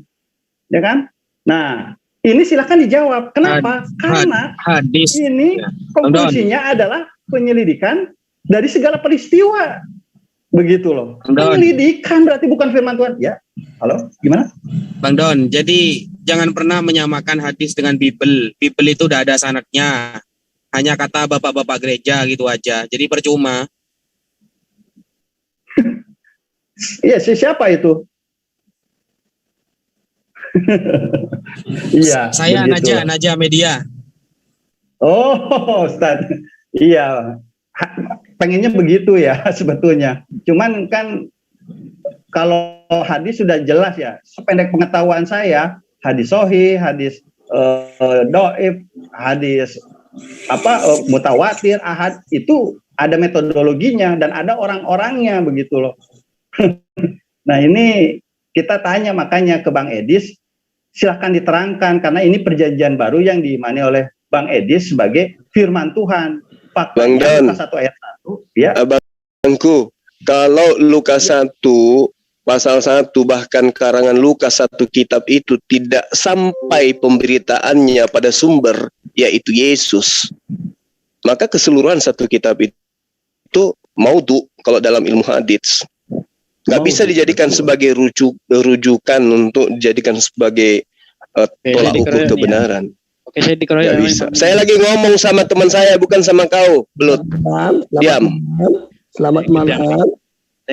Ya, jadi gitu, Bang Don. Betul. Kalau hadits itu kan, misalnya Rasulullah Muhammad SAW bersabda. Nah, kita harus ikutin. Ini informasi dari mana sampai kepada Rasulullah. Itu tangga sanadnya jelas. Ada critical sanad. Nah, kalau ini Lukas berkata, Yesus ini Lukas dapat informasi dari mana? Si fulannya siapa? Si fulan ini ketemu dengan siapa? Yang ketemu dengan siapa ini jumpa dengan di mana? Dengan siapa dia jumpa? Terus dengan siapa lagi dia jumpa? Terus sampai kepada Yesus. Kan Yesus sang firman. Jadi dia yang harus menjadi sumber. Karena dalam Yohanes 17 ayat 8, segala firman yang engkau berikan telah kusampaikan kepada mereka. Berarti Yesus menyampaikan firman, yang duduk di depan Yesus itu harus si A, si B, si C ketemu dengan si Z baru bertemu dengan Lukas. Nah, itu harus jelas. Kalau tidak, maudhu itu berita yang tidak bisa dijadikan sebagai kebenaran. Demikian, Bang. Baik. Iya. Baik, nggak apa-apa. Saya lagi tidak bicara sama kau, kok dikeroyok pula kau. Bukan maudhu, Ustaz Zuma. Kalau ada yang lebih parah dari maudhu itu bisa dipakai kok. Iya, surat kabar robek. Gimana admin? Apakah saya dikeroyok? Nggak apa-apa kalau saya dikeroyok, nggak masalah. Ya, Ya, sekarang diterangkan Bang Edis. Edis, kau baca kitabku aja nggak bisa, lo kau minta dikeroyok, gila kau ini. Udah belum nih, admin? Tadi bilang saya jawab ya. Sekarang sesi tanya jawab aja yang mau Baik, jawab. saya jawab. Saya jawab pertanyaan. Saya jawab pertanyaan. Ya, silakan Resen yang mau bertanya untuk Oke, partisipan. sebelum pertanyaan pertama Silakan. saya tanggapi Ini santai kok.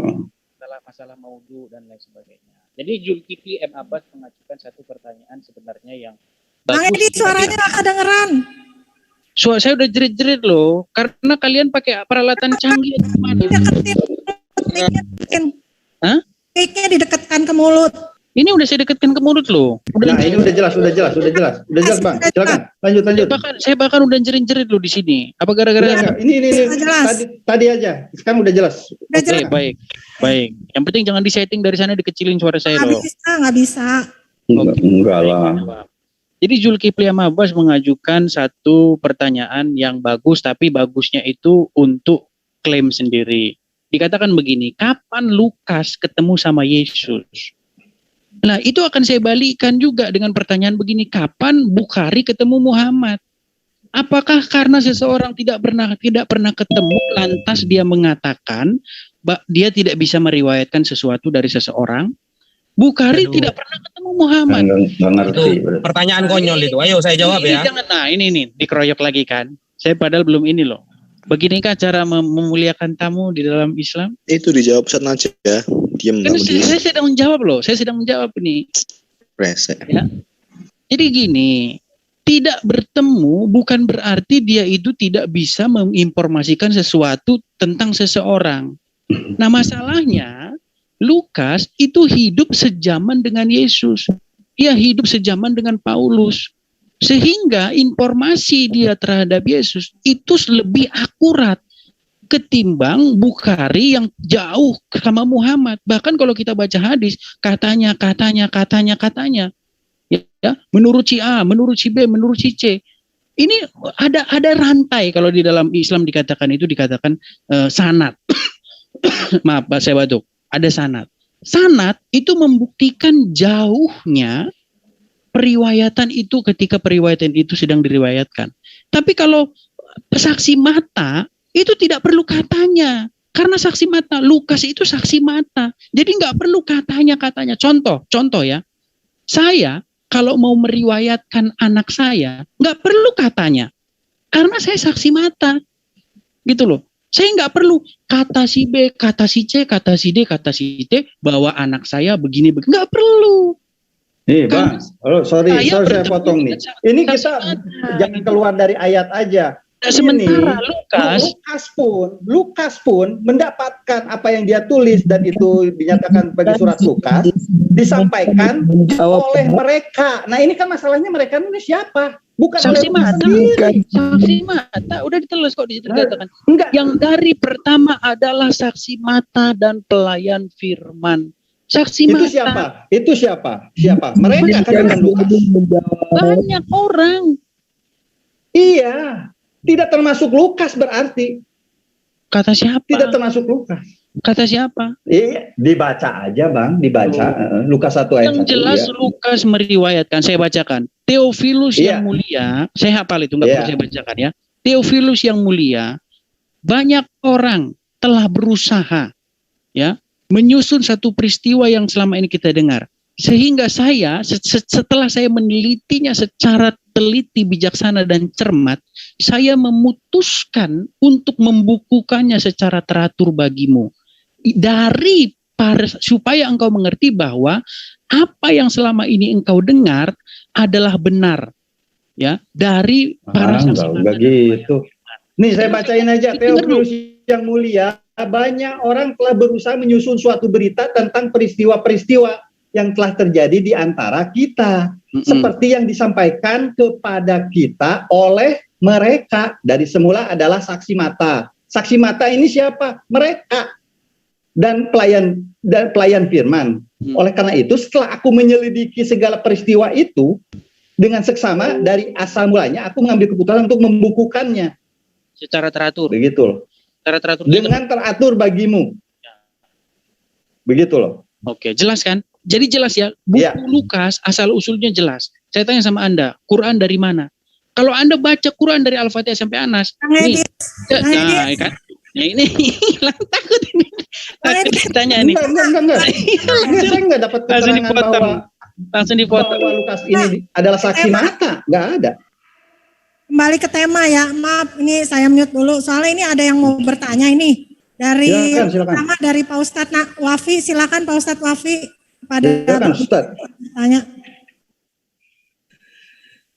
Ya, jadi Mute Ustadz. Ya. Bisa didengar? Cek. Nah, bisa. Ya. Nah, tadi ya, ini pertanyaan sangat konyol tadi itu ya. Pernyataan sangat konyol menyamakan Lukas Yesus dengan Imam Bukhari dan Nabi Muhammad. Dan dia seolah-olah menyalahkan sistem periwayatan dengan sanad. Padahal al-isnadu minad-din laulal isnad laqala man syaa ma syaa.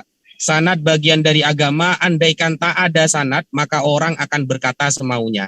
Sekarang saya tantang jenengan, ya, sampaikan satu ayat dari Lukas, sampaikan ayat itu periwayatannya dari Anda sambung sampai Lukas. Saya bisa menyebutkan 18 hadis dari saya sampai ke Rasulullah. Ayo. Silakan Bang Edis, jangan ke Al-Quran lagi ya. Silakan. Ya. Kita sampaikan di sini bahwa mengatakan kalau saya tidak pernah bukannya takut sesuai dengan tema. Ini temanya Bang Edis. Perkataan konyol ya. Karena aduh. Ya. Sampaikan satu ayat Lukas yang Anda dapatkan dari bapak-bapak gereja, terus sanadnya sambung sampai ke Lukas bahwa itu benar-benar pernyataan Lukas. Nanti saya sampaikan satu hadis yang seimbang itu dari saya sampai ke Rasulullah, dan itu sudah termaktub dalam kitab-kitab para ulama. Monggo. Silakan. Ini saya bisa jawab nggak ini? Kalau saya jawab dipotong terus, kayaknya takut banget ini. Bukannya takut, sesuai dengan tema aja. Sekarang iya, jawab. Makanya saya saya dikasih kesempatan nggak menjawab. Ya silakan, tapi jangan keluar dari tema ya, bahas Al-Quran sesuai pertanyaan Pak Ustadz Wafi aja. Dia kan bilang bahwa saya membanding. Coba diulangi lagi pertanyaannya, takut nanti lupa lagi. Ya. Dari Ustadz Wafi, coba. Bahwa saya menyamakan. Pertanyaannya. Pak Ustadz Wafi tadi pertanyaannya apa katanya Pak Ustadz Wafi? Gimana nih? Kalian nanya, saya mau jawab, tapi bukan diulangi dulu. Nah, iya. Nah. Tadi Anda mengatakan mata rantai itu tidak penting, sanad tidak penting. Lalu coba sebutkan riwayat saya tentang nggak bilang tidak penting. Yang saya ya. katakan sanad itu membuktikan betapa jauhnya riwayat itu terjadi. Sudah katanya. Udah nggak jelas itu. Udah nggak jelas karena udah katanya itu udahnya. Loh. Ini justru menjadi perbedaan kitab suci kami dengan Anda. Kalau kitab suci Anda itu tidak bisa direferensikan secara ilmiah dari Anda terus sambung sampai ke Lukas. Dan itu memang pernyataan Yesus. Apalagi Yesus tidak pernah nyuruh nulis. Kalau di kita dari zaman Nabi Muhammad sudah ada yang namanya sekretaris wahyu. Yeah. Setelah sekretaris wahyu ada pengumpulan mushaf. Terus diriwayatkan yang namanya mutawatir, ramai disampaikan oleh orang banyak. Sampai kepada kita. Kalau jenengan mungkin mentok-mentoknya kata bapak-bapak gereja. Dan itu bapak gereja dari mana? Itu sudah tidak ketemu. Apalagi Yohanes anaknya siapa itu tidak akan ketemu ada di mana gitu. Itu kelemahan kita. Ini saya mendengar ceramah atau saya mau jawab nih? Ya silakan dijawab, silakan. Oke, baik saya jawab. Kasih saya kesempatan menjawab ya. Kalau jawab jangan dipotong-potong. Baik. Tunjukkanlah bahwa kalian tuh beradab ya. Begini.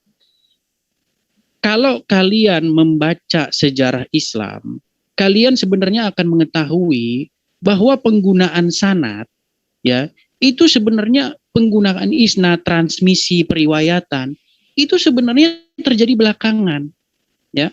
Kalau kalian baca buku tafsir tertua Al-Quran itu tafsir Muqatil bin Sulaiman, nggak ada di situ sanad ya, nggak ada di situ sanad sama sekali, nggak ada. Tapi kalau kalian baca tafsir-tafsir yang belakangan, tafsir-tafsir yang bisa dibilang kemarin sore ya seperti Ibnu Katsir dan tafsir-tafsir yang non tradisional ya, tafsir-tafsir modern, ada sanad di dalam banyak. Ya, istilah sanad itu sebenarnya baru muncul belakangan. Ya. Apa buktinya? Buku tafsir tertua Islam yaitu buku tafsir Muqatil bin Sulaiman itu tanpa isnad di dalamnya. Jadi kemunculan riwayat itu sebenarnya sepanjang saya mendalami Islam itu muncul setelah konflik di dalam Islam. Sehingga perlu sanad. Siapa yang meriwayatkan ini? Karena sudah ada kubu-kubu di dalam Islam itu. Karena ada kubu Muawiyah, ada kubu Ali, ada kubu ini. Bertengkar mereka. Sehingga muncullah sanad. Itu kalau kalian betul-betul membaca sejarah Islam. Nah kemudian masalah dia mengatakan bahwa saya menyamakan Lukas dengan Bukhari. Tidak, ya. Saya itu menggunakan parameter Anda ketika Anda menghakimi apa yang ada di dalam Lukas. Di dalam Lukas dikatakan dari para saksi mata dan pelayan firman. Jelas, ya. Orang yang hidup sejaman yang meriwayatkan itu. Siapa nama saksinya, Dis? Sebut satu orang.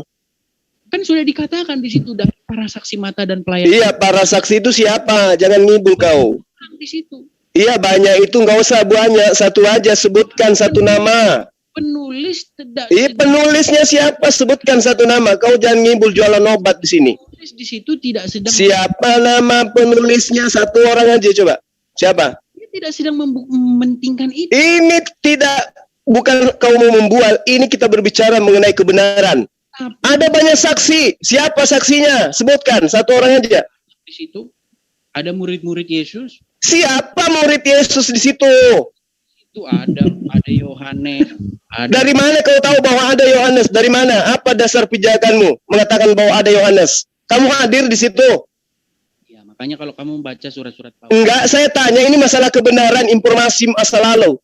Harus kau jelaskan siapa yang hadir di situ. Kau katakan muridnya ada Yohanes. Kamu hadir di situ sampai kau tahu bahwa ada Yohanes. Ini ada yang kejang ini. Nanya aja. Bukan kejang. Ini kita berbicara mengenai mendudukkan kitabmu duduk setara dengan hadits saja nggak bisa. Kau katakan banyak saksi. Siapa saksinya? Coba sebutkan satu nama. Siapa? Ini suara saya kecil lagi nih, dikecil-kecilin nih. Gak usah kayak belut kau, Edis. Siapa nama murid yang kau maksud banyak murid itu? Siapa? Sebutkan satu. Sudah saya katakan, penulis belum dikatakan. Siapa namanya? Siapa nama murid yang hadir bertemu dengan Lukas? Siapa? Muter-muter lagi. Siapa? Muter-muter. Enggak, saya tanya samamu. Kau katakan di situ banyak saksi dan saksi itu adalah muridnya Yesus. Siapa nama muridnya Yesus yang bertemu dengan Lukas? Banyak. Ada banyak itu, saya cuma minta satu. Siapa? Ada Petrus, ada. Nah, coba kau tunjukkan di riwayat mana dituliskan Lukas bertemu Petrus. Silakan. Kitab Paulus. Saya tanya Lukas, bukan Paulus. Ya. Lukas bertemu dengan Petrus itu dituliskan di mana? Ya, itu ada di surat-surat Paulus.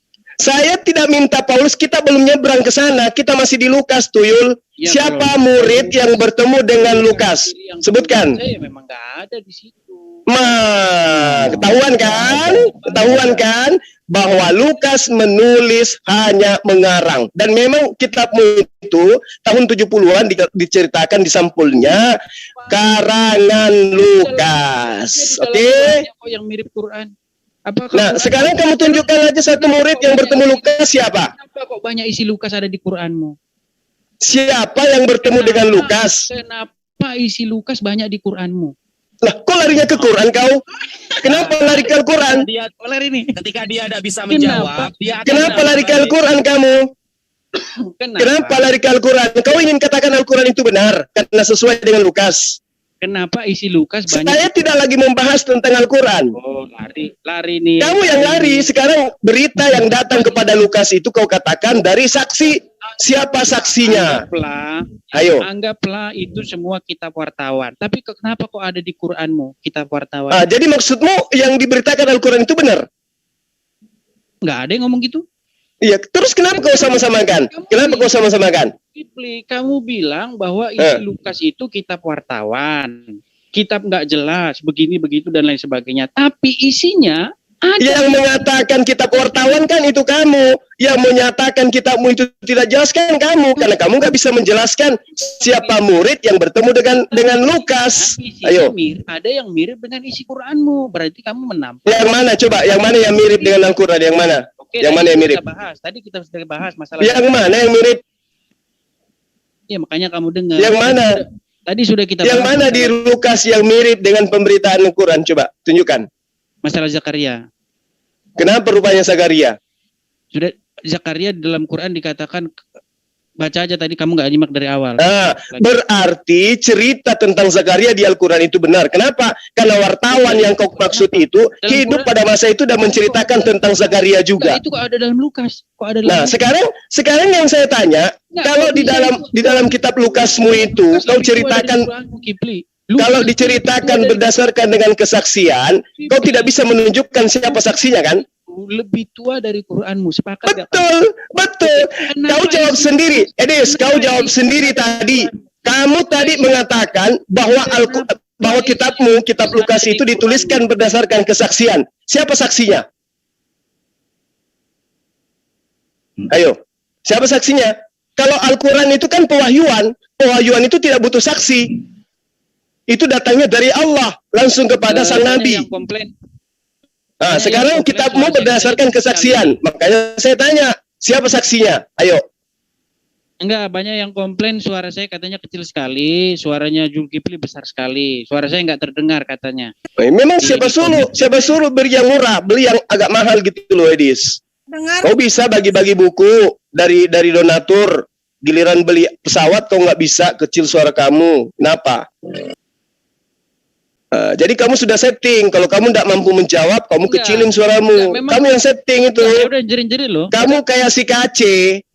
Debat dengan saya si Kace itu, dia tuduh saya yang rusakin HP-nya. Kan gila.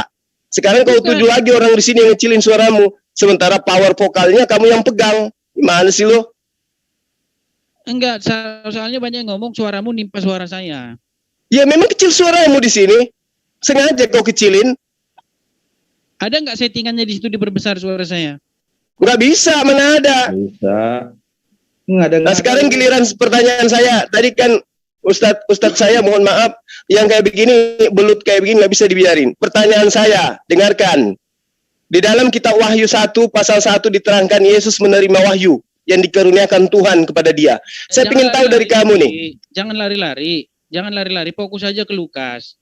Lah kamu nggak bisa menjawab, tadi saya minta saksi. Tadi kamu bilang bahwa Lukas itu bukan saksi mata, dari saksi matanya siapa begini nggak jelas kata kamu. Tapi kenapa? Bukan kata saya. Kamu yang tidak bisa menjelaskan siapa saksinya. Berarti tidak jelas. Ya udah anggaplah itu semua. Sekarang kenapa isi Lukas kok bisa ada di Quranmu? Isi Lukas ada karena itu bercerita tentang Zakaria. Bercerita tentang Yahya. Bela-belain. Kamu bela-belain Lukas sekarang. Saya nggak bela Lukas. Karena itu ada dalam Quran saya. Coba. Ayo. Kenapa kok bisa ada kenapa? Wahyu dari Allah. Dari mana kamu tahu itu wahyu bukan jiplak? Rasul Muhammad SAW tidak hidup pada masa itu, pada kejadian itu. Dari mana dia tahu? Apa harus hidup sejaman dengan itu biar bisa tahu? Oh iya, dari mana Rasul Muhammad SAW tahu bahasa Yunani? Bahasa kitab kau itu bahasa Lukas. Saya nggak hidup dengan sejaman dengan Lukas, tapi saya tahu kisah Zakaria. Ya, karena kau punya kitab terjemah. Rasulullah punya kitab terjemah. Kau bisa buktikan. Dari mana kamu tahu kalau Quran itu tulisan Muhammad? Tulisan Muhammad pula kau. Dari mana kamu sekarang tahu begini? Al-Quran itu dari Muhammad? Dari mana kamu tahu bahwa Quran dari Muhammad? Al-Quran dari Muhammad SAW itu karena dia yang menyampaikan kepada para sahabat. Di mana ayatnya Quran itu kepada Muhammad? Mana? Tunjukkan sama saya satu ayat Allah berfirman kepada Muhammad di Quran. Itu sengaja kau larinya ke sana Quran kan? Belut. Kerayak nih. Ya belut. Kau sengaja kan kau lari ke Al-Quran kan belut. Saya tanya tentang Lukas.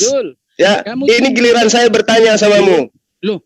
Kan kamu bilang tadi di Muhammad kamu bilang tidak bertemu dengan Lukas. Sekarang saya tanya, justru pertanyaan saya di mana dalam Quran ada Allah berfirman kepada Muhammad? Bahkan Bahasnya jangan Al-Quran melulu, Bang Edis. Kalau bahasa Al-Quran. Iya. Lari-lari dia, udah bisa jawab tadi, lari-lari. Lo enggak, saya cuma ngikutin Zulkifli. Dia bilang. Kau ngikutin aku. Kalau kau ngikutin aku, kamu lari ke Wahyu 1 pasal 1 giliran saya bertanya. Sebelum ke situ saya klarifikasi dulu. Nenekmu kiper, ngapain kau yang nggak mau atur saya? Mana buktinya kalau Quran itu dari Muhammad? Sekarang saya tanya samamu, menurutmu sahabat-sahabat Rasulullah Muhammad SAW itu menghafal Al-Quran itu dari mana datanya? Di mana di situ? Mana tunjukkan ayatnya? Lah siapa yang menghafal Quran? Makanya kau belajar kodifikasi Quran. Mana ayat dalam Quran kalau sahabat hafal mana? Kan Rasulullah Muhammad SAW itu menerima wahyu menyampaikan kepada para sahabatnya. Jadi menurutmu Al-Quran itu disampaikan kepada siapa? Mana ayatnya di Quran kalau Quran? Saya tidak sedang ingin menunjukkan kepada kamu, oke? Ini giliran kamu ditanyai. Dan kamu yang menantang tuh. Kamu ditanya tentang kitabmu. Edis, kau jangan kayak belut. Ini giliranmu ditanyai tentang kitabmu. Kenapa kamu takut sekali ditanya tentang kitabmu, Edis? Takut, Edis. Topik, Bang Edis, kembali ke topik. Kalau enggak saya mute terus. Ya. Kenapa kamu kayak belut, Edis? Takut sekali ditanya tentang kitabmu. Tadi kan sudah saya Kenapa? jawab.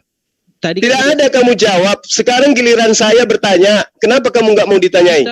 Kamu nantang mau ditanyai tentang kitabmu. Kenapa giliran saya mau bertanya? Kau nangis kayak begini. Kenapa? Tidak ada yang nangis.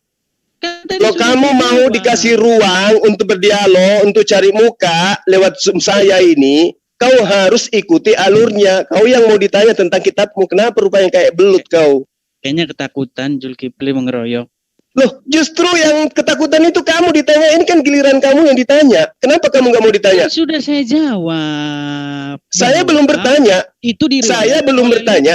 Lukas mengatakan. Ya sudah. Oke, sekarang giliran saya bertanya. Itu kan pertanyaan ustaz saya. Sekarang giliran saya bertanya. Banyak orang telah berusaha. Enggak. Kau tidak bisa menunjukkan satu orang saksi pun. Kau hanya mengatakan banyak saksi. Udah, selesai. Tunjukkan sama saya di Quran, bawa Quran itu kepada Muhammad. Kenapa lari ke Al-Quran, Tuyul? Ini kan sesi kamu ditanyai. Kriterianya sama. Di mana? Ini kan giliran kau yang ditanyai. Mana Quran itu diriwayatkan kepada Muhammad? Di ayat berapa Quran itu dikatakan kepada Muhammad? Mana? Tunjukkan sama saya. Ini kan giliran kamu ditanyai. Loh, mana Quran itu diriwayatkan oleh Muhammad? Mana? Quran itu dari Muhammad mana? Mana ayatnya? Jawab partisipan, Bang Edis. Edis yang menjawab, bukan Bang Edis yang bertanya. Ya tadi kan katanya satu persatu. Ini Zulkifli terus. Sesi tanya jawabnya partisipan nanya ke Bang Edis. Dia takut sama saya. Masa partisipannya cuma satu? Si Kifli takut terus. Sama saya kau memang dari dulu kau Edis. Kenapa takut? Buktinya kau nggak mau ditanya sama saya. Sosokan masuk di sini. Kamu tadi sudah nanya sama saya tentang Lukas. Bukan saya nggak nanya, itu Ustadz saya punya pertanyaan, giliran saya bertanya kok nggak dikasih. Ya sekarang Bang Juma yang bertanya, Bang Juma giliran. Silakan. Oke, di dalam kitab Wahyu diterangkan Yesus itu mendapat karunia. Sekarang pertanyaan saya kepada kamu, mana wahyu pertama yang diterima Yesus? Tunjukkan. Wahyu pertama bagaimana maksudnya? Apakah Injil itu jatuh dari langit satu kitab langsung atau dari firman ke firman, dari ayat ke ayat? Yang kamu maksud kitab PB? Terserah kaulah. Yang saya tanya samamu, di dalam Wahyu 1 pasal 1 diterangkan, inilah wahyu Yesus Kristus yang dikaruniakan Allah kepadanya. Yang saya tanya, mana wahyu pertama? Mana wahyu pertama yang diterima Yesus dari Bapa? Tunjukkan. Nggak ada di situ Allah. Kamu lurus ke saya. Kau jauh, nggak usah kau muter-muter, lidah kau itu belut. Mau Allah, mau bapak, mau kakek, terserah. Sekarang saya tanya samamu.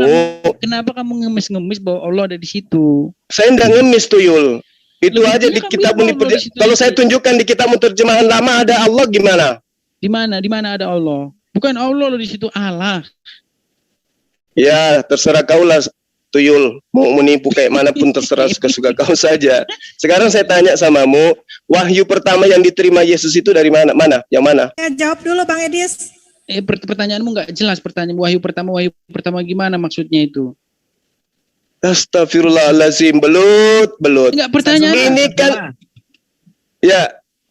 Tadi Edis ini mengatakan kalau riwayat tentang sanad itu baru muncul di tafsir Makotil. Itu saya ingin tahu Nah, ini aja referensinya dari mana. Ini aja kamu jawab aja udah salah. Mana ada saya bilang begitu. Ini Kamu aja bilang tadi begitu. Tafsir Mana? pertama dalam Islam itu. Kau nipu aja terus Saya kerja kau bilang kayak belut kau. buku tafsir tertua di dalam Islam itu adalah tafsir Tertua Muqatil. berarti yang pertama kan? Ya, namanya tafsir Muqatil bin Sulaiman. Di sini Dari mana kau dapat informasi itu? Silakan Ustaz Naja. Oke, kamu punya nggak buku tafsir Boleh Muqatil bin saya Sulaiman? share Ya, ya. udah. Oke. Kau diselamatkan sama Ustaz Ada nggak itu. isnad di situ? Ada nggak isnadnya di situ? Coba. Silakan Pak Ustadz Wafi kalau mau share screen. Coba ada isnad nggak di dalam buku Muqatil bin Sulaiman, tafsir tertua Islam? Ini tafsirnya Imam Ibnu Abbas, sepupu Rasulullah. Tanwirul Imam Mikbas Ibnu min Abbas. Tafsir Ibnu Abbas. Oh, malah lari Itu dan mana dia Ibnu dengan Abbas Muqatil? kamu itu. Ngapain lari Ibnu Abbas? Saya tafsir Katanya Anda tafsir tertua adalah Muqatil. Sedangkan ini ada tafsir Imam sahabat Abdullah bin Abbas. Beliau asli sepupu Rasulullah. Lebih tua mana Muqatil sama Ibnu Abbas? Dari mana kamu tahu dia nulis buku? Mana bukunya, manuskripnya? Orang buku yang kamu tunjuk aja, buku cetakan kemarin sore. Aduh, Dasar. Kok dasar Iblis. kita itu bicara Gawat. manuskrip, bukan bicara buku cetakan. Kalau Tafsir kamu Ibnu Abbas itu Edis, ya Ibnu Allah. Kamu Abbas. kok nggak tahu. Oke, sekarang saya tanya kamu, tafsir tertua apa? Itu udah dijelasin. Lanjut pesan aja. Muter-muter lagi. Sahabat Tafsir yang paling tua Abdullah bin itu Abbas, tafsir ya. Muqatil bin Sulaiman. Itulah Sahabat. tafsir tertua. Astagfirullah. Mana sih? Ya, Sahabat yang didoakan ahli tafsir oleh Rasulullah. Berarti di zaman Rasulullah sudah ada beberapa sahabat yang ahli tafsir, dan tafsir yang ada di dalam riwayat Imam Ibnu Abbas itu ditulis. Berarti tafsir tertua adalah dari sahabat Abdullah bin Abbas, bukan Muqatil. Ya karena kamu nggak tahu apa-apa, kamu belajar lagi aja. Capek saya ngajarin kamu. Ya, belut memang kayak gitu. Kembali yang tadi ya sudah dipatahkan ya, bahwa para sahabat itu sudah menafsir, ya mereka semua itu sudah diberi keilmuan oleh Rasul untuk menafsirkan ayat. Nah sekarang saya tanya samamu, wahyu pertama yang diterima Yesus itu yang mana? Wahyu pertama gimana? Maksudmu wahyu pertama gimana? Kamu membandingkan dengan Quran yang di Iqra. Kenapa selalu larinya ke Al-Quran? Itu kitabmu itu wahyu atau bukan? Yang kamu maksud wahyu itu apa sih? Ya. Itu kitab tahu itu wahyu atau murni karangan? Saya tanya sama kamu, jawab dulu. Wahyu itu apa? Ya, saya tanya sama kamu, wahyu itu apa? Itu di dalam kitabmu ada dikatakan kitab wahyu. Itu wahyu itu apa? Kitab wahyu itu maksudnya apa? Tuyul. Penglihatan. Oke, penglihatan pertama yang diterima Yesus itu yang mana? Penglihatan, Yesus nggak pernah melihat penglihatan. Loh, itu di dalam kitab Wahyu 1 pasal 1 dikatakan. Beri penglihatan bukan Yesus. Dengar. Kau jangan pakai jurus gerejamu di sini. Saya nggak suka. Di dalam kitab Wahyu nomor 1 pasal 1, inilah wahyu, inilah wahyu Yesus Kristus. Yang mendapat penglihatan Yesus atau Yohanes? Coba, inilah wahyu Yesus Kristus yang dikaruniakan Allah kepadanya. Gimana? Kepada siapa? Yang ngomong gitu siapa? Saya tanya samamu, Yesus itu menerima firman atau tidak? Saya tanya samamu. Saya tanya samamu, Yesus itu menerima firman atau tidak? Menerima firman. Oke, tunjukkan kepada saya firman pertama yang diterima Yesus itu yang mana? Firman itu apa sih memangnya? Nah, itu kan? Coba lihat caramu untuk berdebat. Ya kayak gini lah caramu berdebat. Jadi setiap ada pertanyaan, kamu ambil satu kata untuk kau tanyakan kembali. Coba. Mana? Bukan seperti itu, karena kamu nggak paham dasarnya. Makanya kita. Apa dasar apa? Dasar apa? Di dalam Yohanes 17 pasal, dengar dulu. Dengar. Supaya kau belajar ya. Ini kalau kau ditanya tentang kitabmu ini kayak gini kau. Kutanya kau sama kau ya.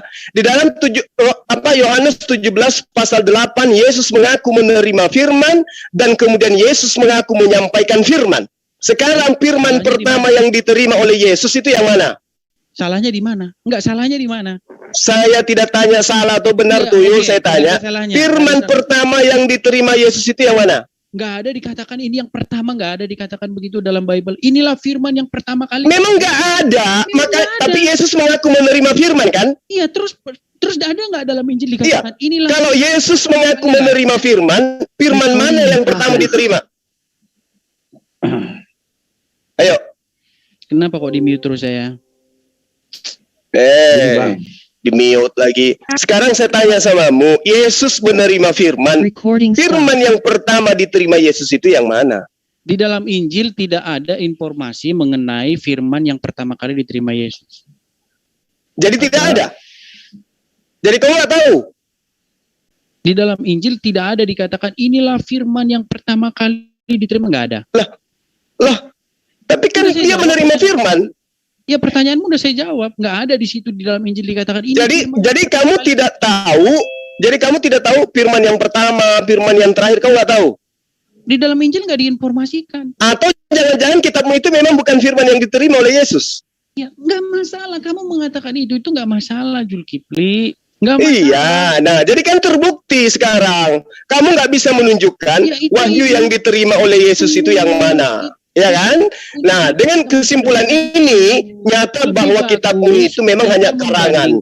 Tidak ada legitimasi dari Yesus terhadap kitabmu. Kenapa? Karena kau tidak bisa menunjukkan, mempertanggungjawabkan kitabmu bahwa itu berasal dari Yesus. Di dalam Wahyu 1 nomor 1, inilah wahyu Yesus Kristus yang dikaruniakan Allah kepadanya. Sebenarnya bukan Allah di sini, Theos. Inilah wahyu Yesus Kristus yang dikaruniakan Theos kepadanya, supaya ditunjukkan kepadanya, kepada hamba-hambanya apa yang harus segera terjadi, dan oleh malaikatnya yang diutusnya adalah ia menyatakan kepada hambanya Yohanes. Nah sekarang kamu tidak bisa menunjukkan itu karena terbukti memang kitabmu bukanlah firman yang diterima Yesus dari Theos. Demikian, silakan yang lain.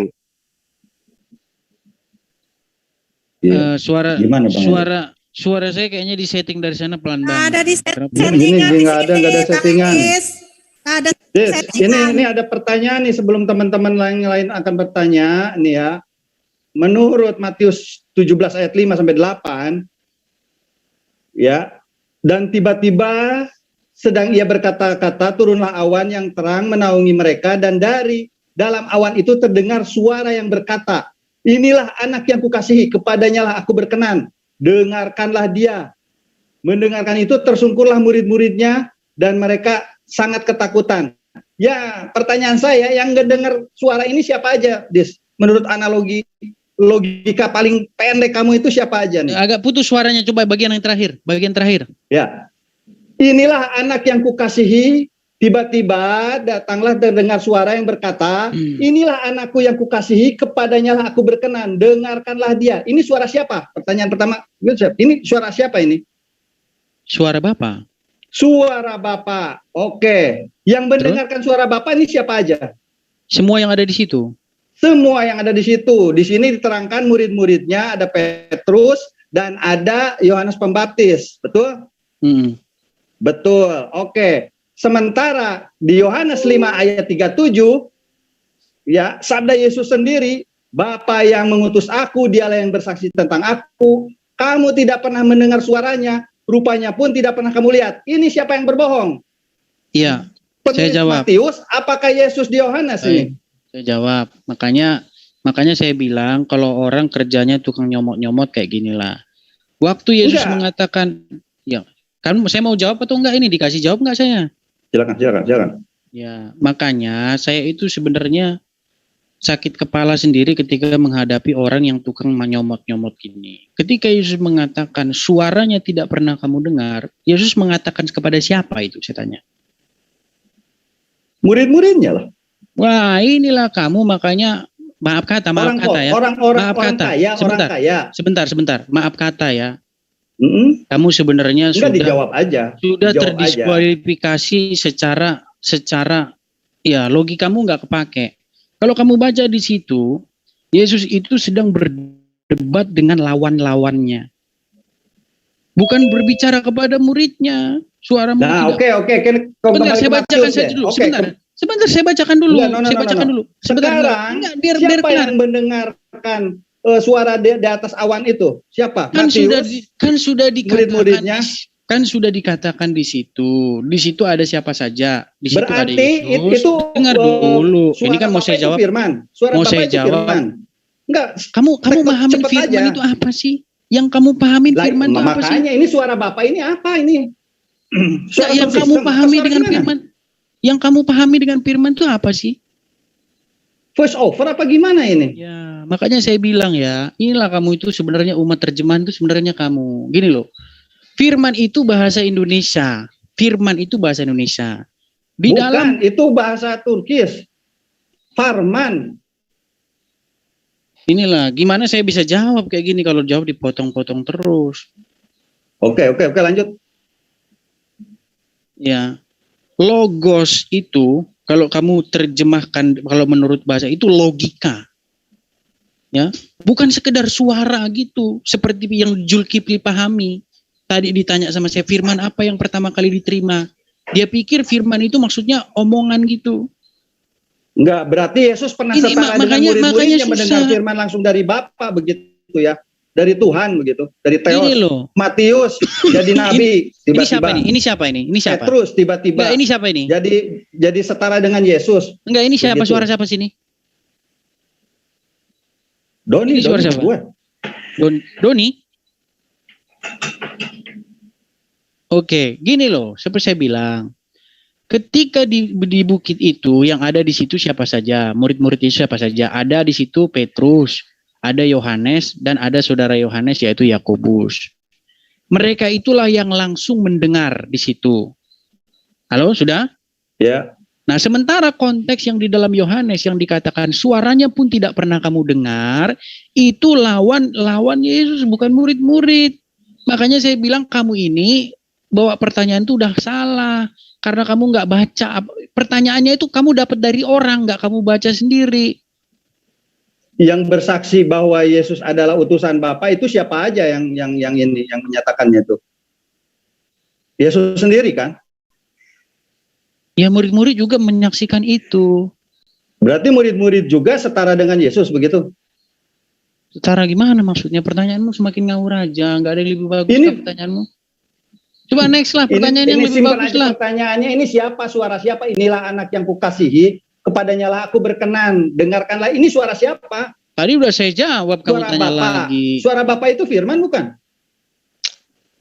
Tadi udah saya jawab loh. Kamu firman Tuhan. Berarti setiap yang mendengar langsung dari firman Tuhan itu seorang nabi dan utusan, betul?